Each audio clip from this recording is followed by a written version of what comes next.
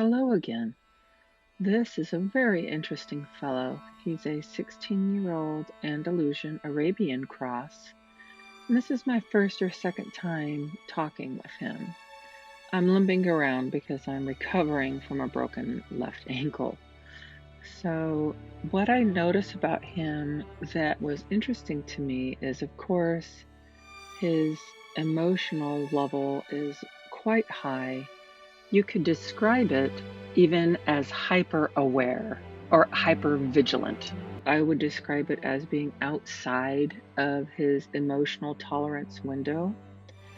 Here I'm trying to create some kind of language where I can talk to him about moving around a little bit.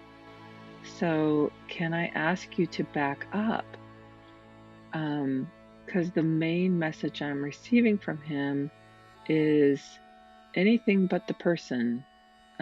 Outside, over there, and forward is always better. So I'm really observing, trying things, observing again, trying things, observing again. Here, I also am thinking about safety in that if we have a language that involves touch, I can ask him to step away from me and keep myself safe while we're still discussing a lot of things.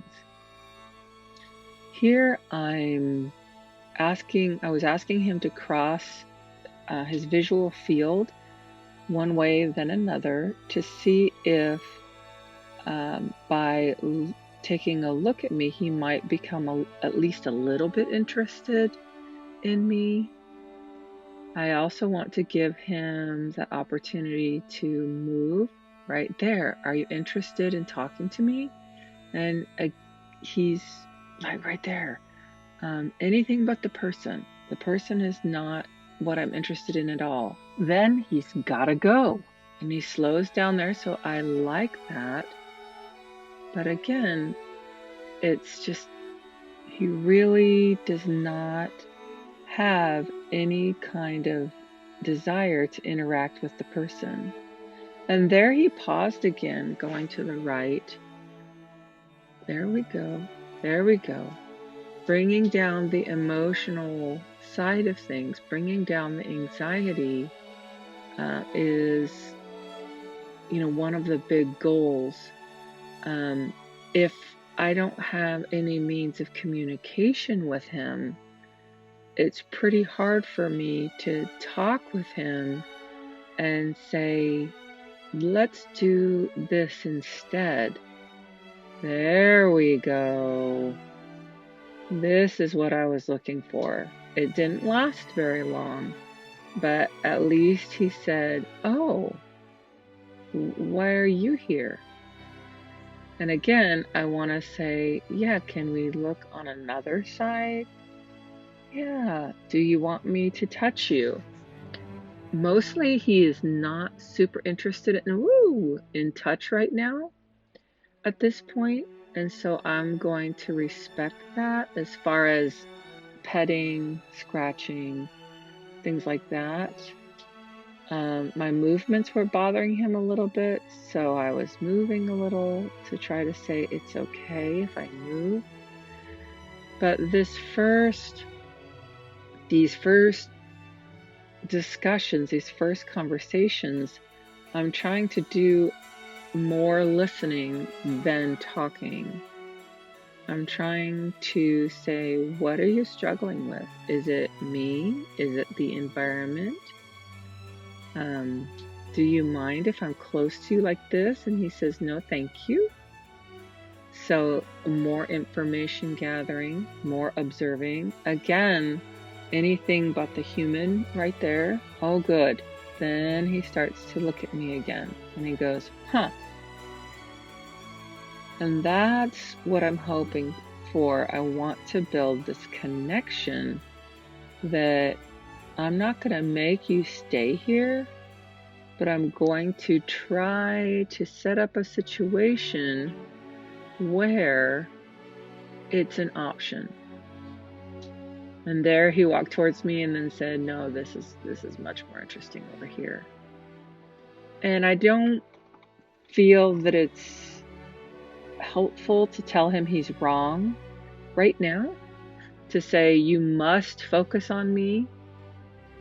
Oh, and again, it's so interesting. Again, he's like, yeah, hi, bye. And so I give him as much space as I can. And I'm just talking through as I'm just watching what is going on and seeing how he responds. This I like a lot. And again, he disconnects.